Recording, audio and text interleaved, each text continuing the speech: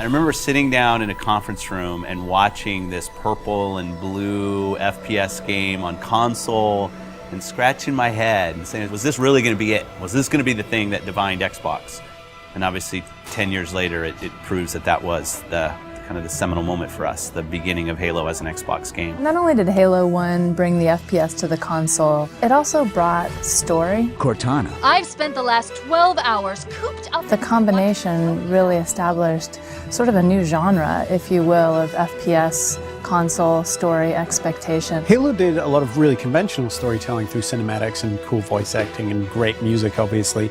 But I think some of the storytelling that happens in Halo that's most inspiring to me is the storytelling that happens through the environment in the sandbox. Well, you were hit with all this great fiction that you could really kind of delve into and try to understand more about. At the same time, you could just pick it up and play. All of that kind of came together to make a game that had not necessarily was completely different than what previous shooters had done, but got all of its individual formulas so excellently perfect. You had this incredible first-person shooter experience that I don't think anyone had ever even come close to before it. Halo was the beginning of me playing console games with my friends, and that's still how I always think about it.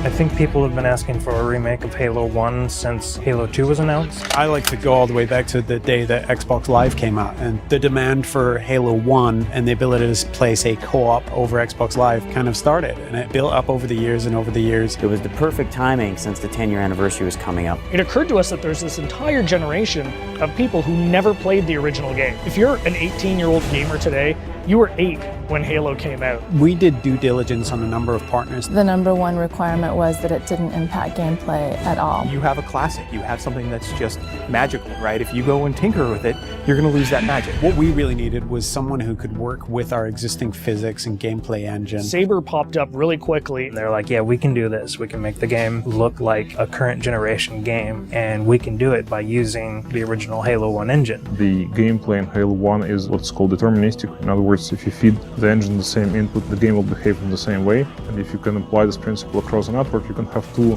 game worlds completely in sync. So rather than simulate Halo's original gameplay or Halo's original physics, we're able to actually use them completely. So the car is nice and shiny, but the engine is fairly old, but so we had to make sure that it all kind of fits together. And then we had to speed up the engine to make sure it works in today's world.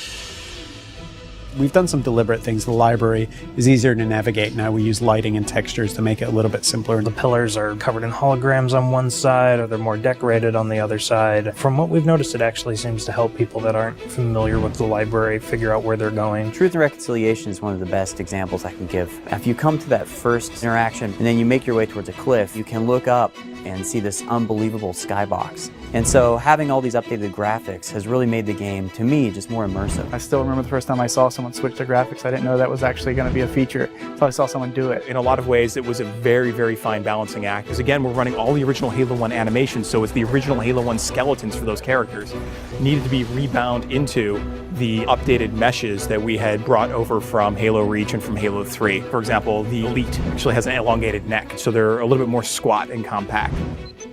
Cracking the case in 30 seconds. Welcome back, sir. We'll have you battle ready stat. Master Chief's iconic, and he has to look like a hero, and he has to look just right. Chief's armor was a tough process. We went back and forth on that for a long time. Originally, we were using a Mark V armor that's built in the multiplayer component of Reach. We just kept coming back, and it just didn't look like Master Chief. The first stuff we put out around E3, I think the forum reaction was instantly, Chief looks wrong, his visor's too big, the color's all wrong. Some people thought we were doing it intentionally as a retro. If you saw the original Chief from like 1999 era, he had a really tall, very matte reflective helmet. It actually looked similar to that. The thing about this group working on this project is that we are very, very passionate about getting this right. We iterated on that probably 6-7 months before we finally got a final Chief's armor that I think looks awesome. One of the number one asks that we had for a Halo remake was we want co-op over live. The original Halo 1 campaign experience had already been designed for cooperative play. You notice when you're getting out of the initial cryotube, there's actually 2 cryotubes for cinematic. It definitely creates another challenge for us when you're playing with somebody else, but we obviously wanted to support that. The code base was built 10, if not 15 years ago, so we had to figure out how this code base is structured, how it was designed. We had a lot of people work really long hours to make it happen and to really code it ultimately from scratch. It's pretty seamless, so you'll go into the campaign lobby, and there you'll see your friends who are online playing the game. You fire off an invite to a friend, and they'll be able to join you, allowing you to play what was originally a split-screen cooperative campaign experience, now across live.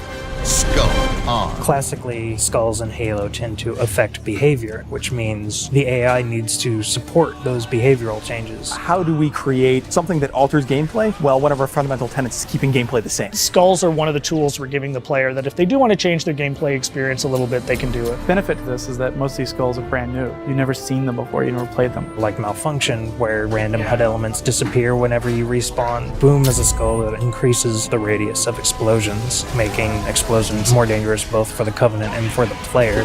That in combination with something like Grunt Funeral means that you become very afraid of grunts.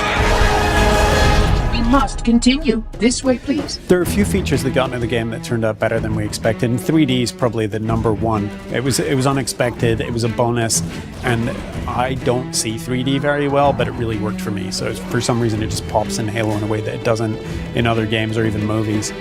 Yeah, I'd say the feature that surprised me the most was Connect. So we've got a number of voice commands throughout the course of the game. Things like grenade, reload. At a point during the game when you're playing, you can say analyze, and this mode comes up where you can almost capture items. So you move your cursor over, say, an elite or a grunt, and in the library, you can go in there and see the things you've captured, move the model around in 3D, and it gives you a bit of a breakdown and explanation of what those characters are. For me, when I think about Halo, I think about looking around and just the scope and the scale of everything. This is the game that started it all, and people can really dive in and play and remember what it was like to play it 10 years ago, and if you didn't play it 10 years ago, you can see what it was like 10 years ago. It's the quintessential walk down memory lane with a much better visuals. Ultimately, the thing you learn is it doesn't just look modern, it feels completely modern. Completely remastered campaign, great additional features like co-op over live, skulls, terminals, 3D, Connect, and multiplayer. Once you see it for yourself, I don't know, really, it's a pretty awesome experience. There's a lot of stuff in there for $40. We're actually really excited about the fact that there's so much there, and it's a real smorgasbord of stuff for people who enjoy Halo. One of the best values that you'll find this holiday season by far.